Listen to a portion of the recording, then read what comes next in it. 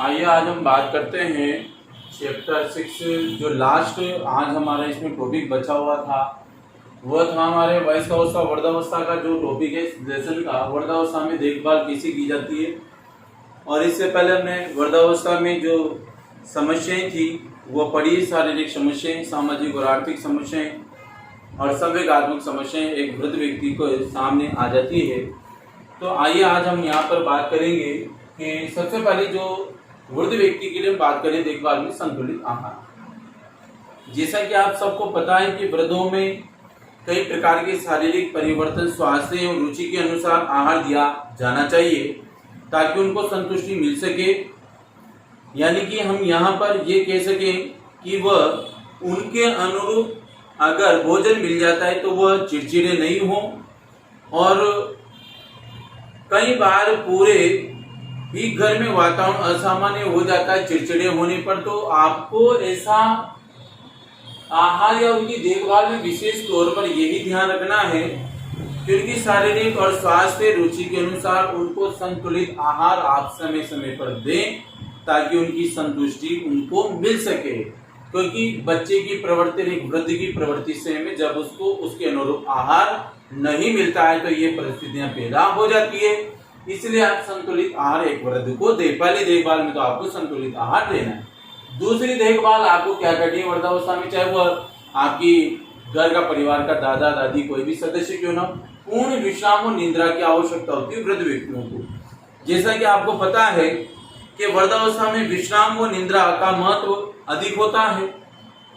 शारीरिक सक्रियता के कारण वृद्धों को पहले से कम नींद आती है, क्योंकि जो जवानी में नींद आती है वो बुढ़ापे में नहीं आती है। वृद्धों का कमरा शोरगुल से दूर होना चाहिए जिससे कि वे चैन की नींद सो सकें।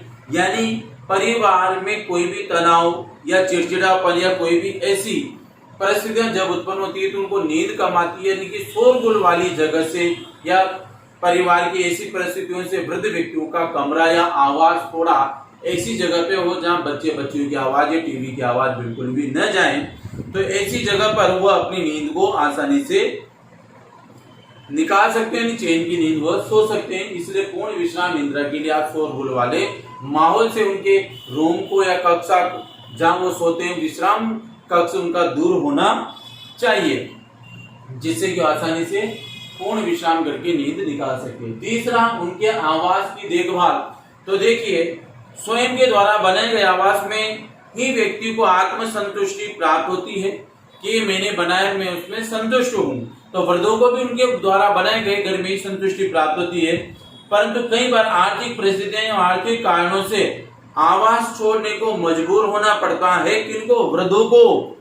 कई बार तो क्या होता है, वह सुख के कारण या सुख को प्राप्त करने के लिए उनको क्या करना पड़ता है, परिवार से दूर जाना पड़ता है और वह मेहमानों में 8 दिन का 15 दिन का इस प्रकार से घुमक्कड़ जीवन व्यतीत करते रहते हैं, तो वह घर छोड़ने को मजबूर हो जाते हैं। ऐसी स्थिति में वृद्धों को नए आवास में समायोजन करना पड़ता है। ये समायोजन यानी सामंजस्य उनके लिए अत्यंत कष्टदायी होता है, क्योंकि अपने घर में तालमेल नहीं बिठा पाए तो नए घर में कहां से बिठा पाएंगे। जो संतुष्टि अपने घर में होती है नए आवास में कैसे हो सकती है। तो ये उनके लिए अत्यंत कष्टदायी होता है। वृद्धों का कमरा बिल्कुल ठंडा नहीं होना चाहिए। जिस मकान में रह रहे हैं अपने बेटा बहू के साथ, वो कमरा बिल्कुल शोरगुल वाले स्थान से दूर होना चाहिए, ज्यादा ठंडा नहीं होना चाहिए तथा उस कमरे में बड़ी बड़ी खिड़कियां होनी चाहिए, पर्याप्त रोशनी आनी चाहिए ताकि वृद्धों को किसी प्रकार के उठने बैठने में कोई परेशानी न आए और घर के शांत स्थान पर हो तथा कमरे के आसपास मनोरंजन के साधन उपलब्ध हो। ऐसे स्थान पर उनका कमरा होना चाहिए ताकि वह बाहर का वातावरण देख करके अपना मनोरंजन कर सके। ये तीसरी देखभाल हो गई आवास की। रही बात चिकित्सा सुविधा की, तो देखिए वृद्धों की रोग प्रतिरोधक क्षमता आयु बढ़ने के साथ साथ क्या होती, घटती चली जाती है और वह कई प्रकार के रोगों से, जैसे कि श्वास संबंधी बीमारी, हृदय संबंधी रोग, मधुमेह, ऑस्टियोपोरोसिस यानी कि हड्डियों में कमजोरी आ जाना, गठिया रोग हो जाना, कई प्रकार की बीमारियों से ग्रसित हो जाते हैं। तो अतः वृद्ध जल्दी जल्दी बीमार होने लगता है इन बीमारियों के कारण, क्योंकि सारे शरीर को बीमारियां घेर लेती है, उन्हें अनेक बीमारियां हो जाती है। अतः उन्हें नियमित चिकित्सा सुविधाओं की आवश्यकता पड़ती है। किसकी? रोजाना हर 8-15 दिन उनको नियमित चिकित्सा सुविधा की आवश्यकता होती है। कई बार आर्थिक संकट के कारण भी अपने इलाज भी नहीं करा पाते और हर व्यक्ति को वृद्धावस्था के लिए इसलिए कहा जाता है कि चूंकि वृद्धावस्था में देखभाल के लिए खुद का पैसा, खुद की पूंजी काम आती है, इसलिए वृद्ध व्यक्ति को चाहिए कि अपने जीवन का कुछ हिस्सा पूंजी का वो अपने लिए बचा कर रखे, ताकि विषम परिस्थितियों में बेटा या परिवार के किसी अन्य सदस्य द्वारा इलाज न कराए जाने पर वो अपना इलाज स्वयं समय समय पर नियमित रूप से करा सके और जहां तक जीवित रहे वहां तक अपने स्वास्थ्य को बरकरार बनाए रख सके। इसलिए चिकित्सा सुविधाओं के लिए कुछ पूंजी उनको अपने अलग से बचा कर रखनी चाहिए। नेक्स्ट, देखभाल में आती है आपकी सक्रियता। जैसा कि आपको पता है, सक्रियता में वृद्धों को यदि परिवार के सदस्यों से स्नेह सम्मान पर्याप्त मात्रा में मिलता रहता है, सब सम्मान करते हैं, बच्चे बेटा बहू सब उनका सम्मान करते हैं, तो वे सक्रिय रहते हैं, वे परिवार के सभी कार्यों में सहयोग भी करते रहते हैं, जितना उनसे होता है वो सभी में सहयोग करते हैं। वृद्ध अपने खाली समय में छोटा मोटा काम धंधा करके धन भी अर्जित कर लेते हैं। जो भी उनको अनुभव होता है वो छोटा मोटा काम वृद्धावस्था में करके और कुछ धन कमा लेते हैं।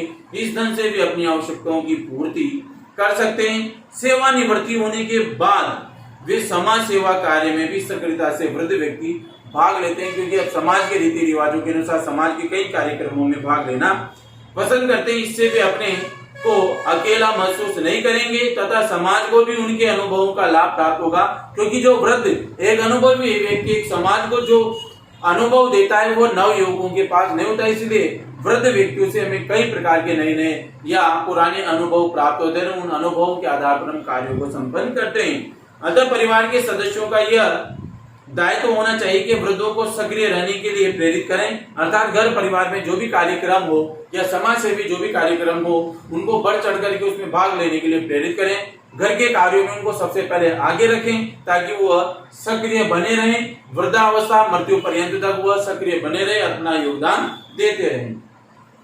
लास्ट आता है आपकी आर्थिक सहायता। ये लास्ट इसकी देखभाल है। देखिए, वैसे तो टॉपिक बहुत बड़ा है, मैं इसको शॉर्टकट करता हूँ। हर व्यक्ति भविष्य के लिए कुछ धन पूंजी के रूप में रखता है, कुछ धन रखता है पूंजी के रूप में, जिससे वह धन विपरीत परिस्थितियों में काम आ सके। बुढ़ापा भी एक ऐसा ही समय है हर व्यक्ति के लिए जब व्यक्ति शारीरिक रूप से इतना सक्षम नहीं रह पाता है, सब कुछ उसके पास खत्म हो जाता है कि वह धन कमा सके। क्या बूढ़ा व्यक्ति धन कमा सकता है? क्या नहीं कमा सकता। सभी संतानें ऐसी नहीं होती है, क्योंकि आज के इस आधुनिक युग में या भावनात्मक तनाव या जिंदगी के ऐसे तनाव जिसमें बेटा बहू अपने वृद्ध माता पिता को छोड़ जाते हैं या वृद्धाश्रम में छोड़ देते हैं, उनकी देखभाल नहीं करते हैं, तो सभी संतानें ऐसी नहीं होती जो वृद्धों को इसलिए सम्मान दे सके। अतः कभी कभी वृद्ध अपनी संतानों से अलग रहना भी क्या करते हैं, पसंद करते हैं, क्योंकि उनको वो भावनाएं या भावात्मक प्रेम इसलिए अपने परिवार से नहीं मिल पाता। इसलिए वैसे वृद्ध व्यक्ति क्या होते हैं, फिर अपने आप को अकेलापन महसूस करते हुए अपने आप को अलग रखना पसंद करते हैं। यदि वृद्ध लोगों को सुखी रहना है तो उनके लिए यही प्राप्त है कि समाज उनकी शारीरिक और आर्थिक आवश्यकताएं पूरी करे। तो यहाँ पर मैं आपको बता दूं कि समाज उनकी आर्थिक आवश्यकताओं की पूर्ति करेगा, परंतु वहां पर वृद्धावस्था में उनको एक ही चीज रखनी पड़ेगी कि वृद्धावस्था में सुखी रहने का अर्थ वृद्धों का स्वस्थ रहना है। सबसे पहली बात तो आर्थिक रूप से सुरक्षित होना है, कुछ पूंजी उनको बचा के रखनी है, अकेला बिल्कुल नहीं रहना है, उपेक्षित न रहना तथा संतुष्ट रहना ही वृद्धावस्था की सबसे बड़ी आर्थिक सहायता है। परिवार के सभी सदस्यों को वृद्धों का विशेष ध्यान रखना चाहिए तथा समय समय पर आर्थिक आवश्यकताओं को पूरा करते रहना चाहिए। जब जब उनको पैसों की जरूरत हो खुद के जेब खर्च के लिए, तो अपनी संतानों द्वारा उनको कुछ पैसा या पूंजी दे देनी चाहिए, ताकि वह बिल्कुल अपने आप में तनाव महसूस न करे और बिल्कुल स्वतंत्र जीवन यापन करे अंत समय तक। इसी के साथ आज आपका ये चैप्टर समाप्त होता है, वयस्कावस्था वृद्धावस्था। अगला जो अध्याय आप पढ़ेंगे हम वो बात करेंगे जनसंख्या नियंत्रण में। Thank you so much.